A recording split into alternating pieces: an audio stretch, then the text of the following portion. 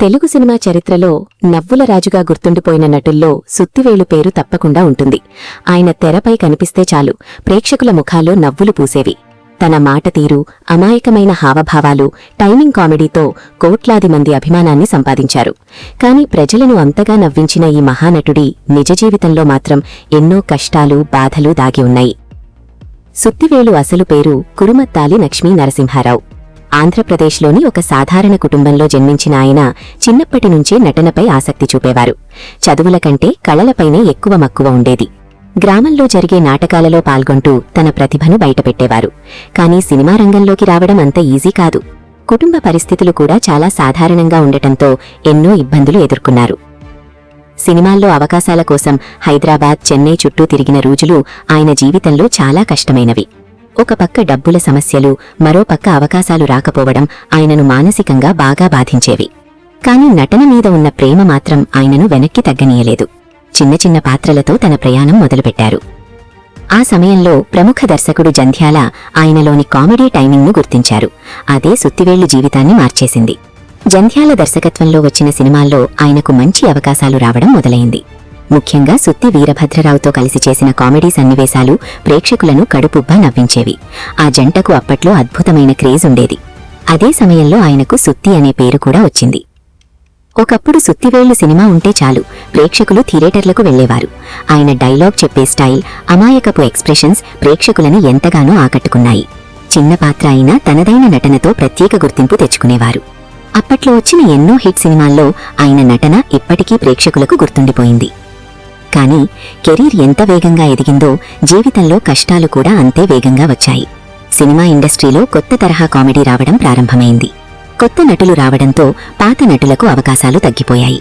ఒకప్పుడు రోజూ షూటింగ్స్తో బిజీగా ఉన్న సుత్తివేలుకు క్రమంగా అవకాశాలు తగ్గాయి.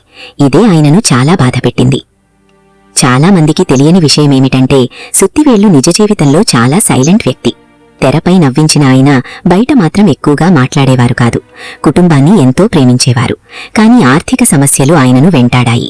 సినిమాల్లో అవకాశాలు తగ్గిన తర్వాత కుటుంబాన్ని నడపడం కూడా కష్టంగా మారింది. ఇండస్ట్రీలో చాలా మంది ఆయన ప్రతిభను మెచ్చుకున్నా చివరి రోజుల్లో మాత్రం ఆయనకు సరైన గుర్తింపు దక్కలేదని చాలా మంది భావిస్తారు. ఇదే విషయం అభిమానులను ఇప్పటికీ బాధిస్తుంది. ఒకప్పుడు ప్రేక్షకులను నవ్వులతో ముంచెత్తిన నటుడు చివరికి నిశ్శబ్దంగా జీవించడం చాలా మందిని కలిచివేసింది. ఆయన ఆరోగ్యం కూడా క్రమంగా క్షీణించింది.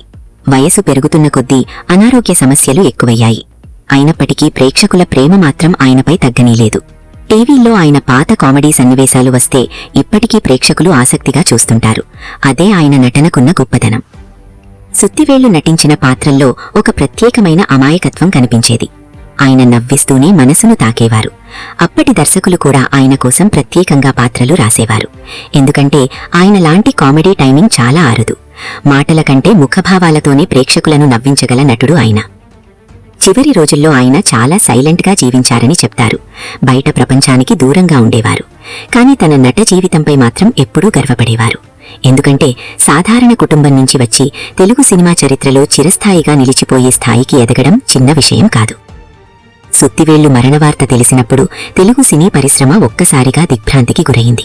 ఎంతో మంది నటులు, దర్శకులు ఆయనతో ఉన్న అనుభవాలను గుర్తు చేసుకున్నారు.